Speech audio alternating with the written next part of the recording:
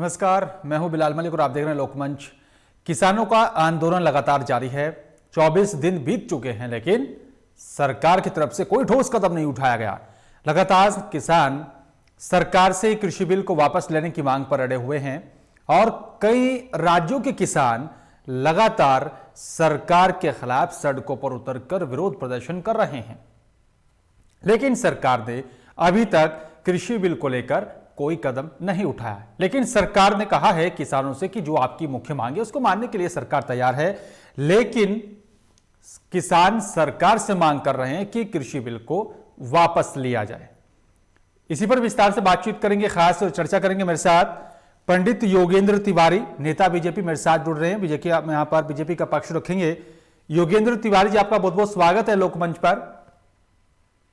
धन्यवाद सर, किसान लगातार सड़कों पर उतरकर विरोध प्रदर्शन कर रहे हैं और मांग की जा रही है कि कृषि बिल को वापस लिया जाए।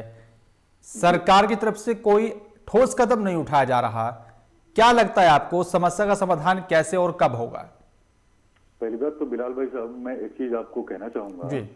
कि जो भी किसान दिल्ली सीमा पर हैं या अन्य जगहों पर जो संघर्ष चल रहा है, उसमें से मुझे नहीं लग रहा है कि 80% लोग किसान हैं।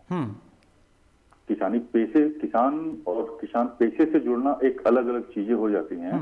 जैसे आपके अमिताभ बच्चन जी भी किसान हैं, ठीक, लेकिन मुझे नहीं लगता कि उनको एमएसपी वगैरह की आवश्यकता पड़ती होगी, क्योंकि कभी कभी होता होगा कि वो अपने फार्म हाउस पे जाते होंगे, वो तो सिर्फ एक पिकनिक स्पॉट बनाते हैं। और जब लोकसभा का चुनाव होता है सर, हेमा मालिनी किसानों के बीच पहुंचती हैं और दरांती हाथ में लेकर फोटो खिंचवाती है, किसान होने का और हितैषी होने का दिखावा करती है। फिर वो क्या है सर?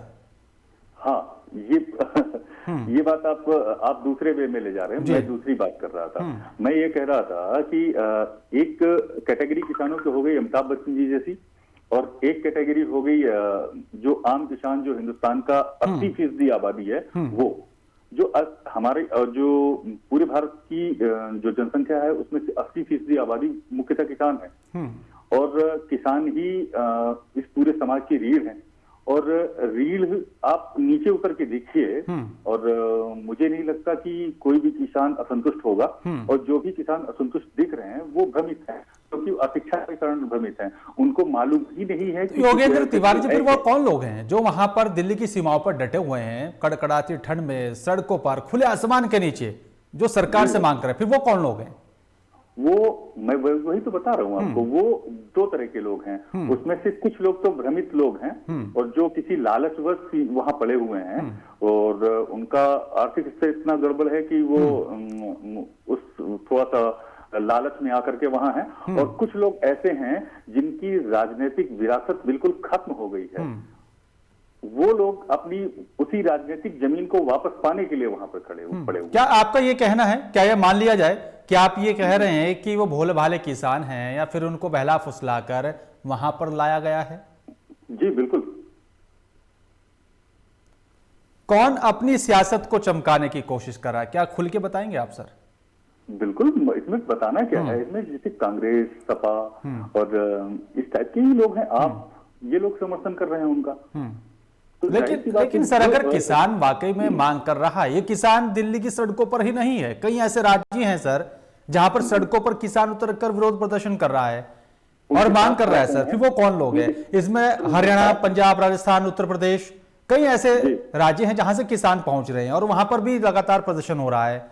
क्या उनको भी भ्रमित किया जा रहा है?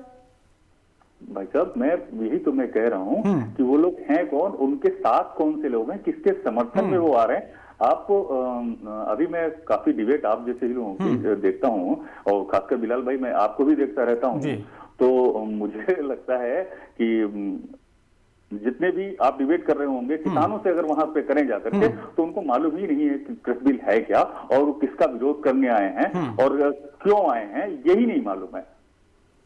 सर, अक्सर हम लोग जा रहे हैं, अक्सर हम लोग पहुंच रहे हैं वहां पर, किसानों से हमारी बातचीत भी हो रही, किसान नेताओं से भी हमारी बातचीत हो रही, जो वहां पर प्रदर्शन कर रहे हैं किसान, बुजुर्ग किसान, महिलाएं, बच्चे, जो कि पंजाब तक के वहां पर पहुंचे हैं।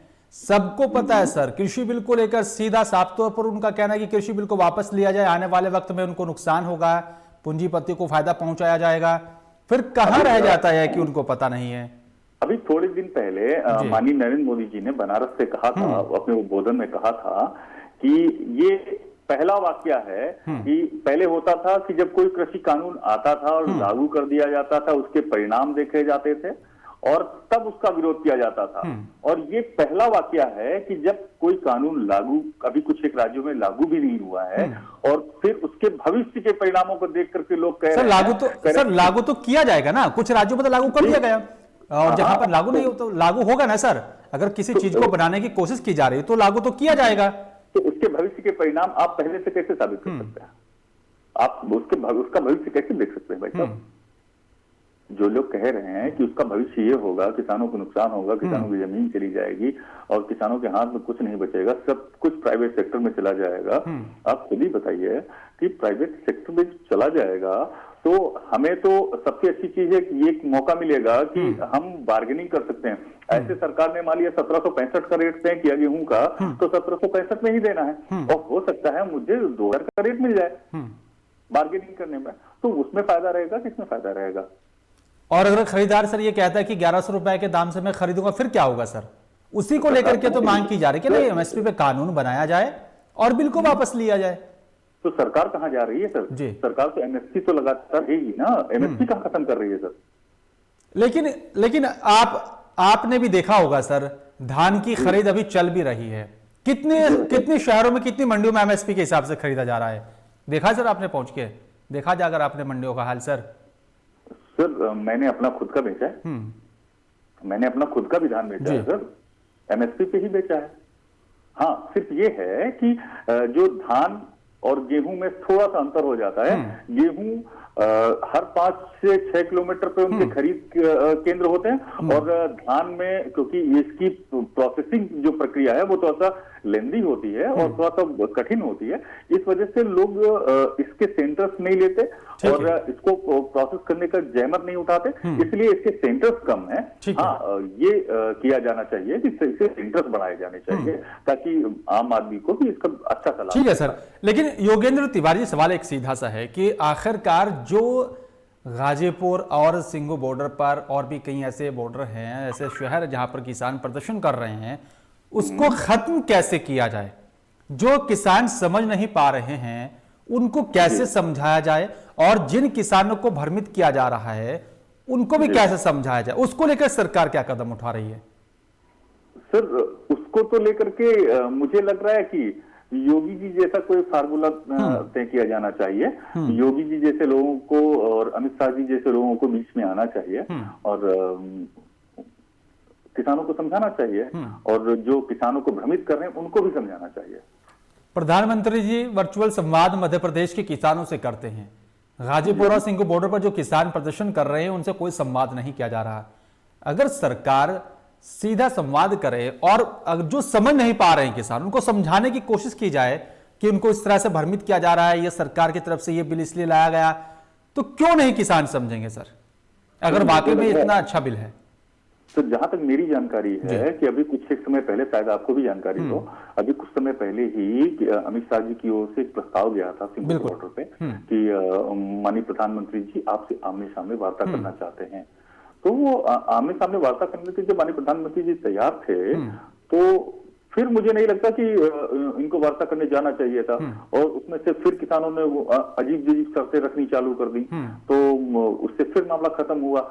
और जिससे से एमपी की बात कर रहे हैं, अभी एमपी के किसानों से माननीय प्रधानमंत्री जी ने संवाद किया, तो उस तरह से इनसे भी हो सकता था, लेकिन इस तरफ से भी तो पहल होनी चाहिए। सर मेरा सवाल आपसे एक आखिरी सवाल सर, समाधान कैसे होगा सर?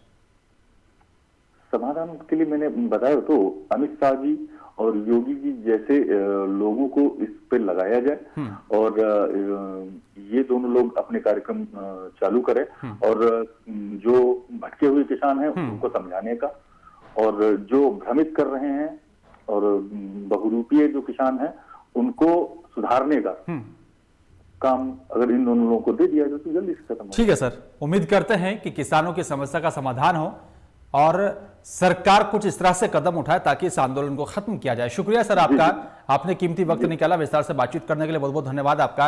लेकिन सवाल यही है कि कृषि बिल को लेकर जो सरकार और किसान आमने सामने हैं, लगातार विरोध प्रदर्शन कर रहे हैं, वो कब खत्म होगा, कब बीच का रास्ता निकलेगा, ये बड़ा अहम सवाल है। फिलहाल मेरे साथ सिर्फ इतना ही। नमस्कार।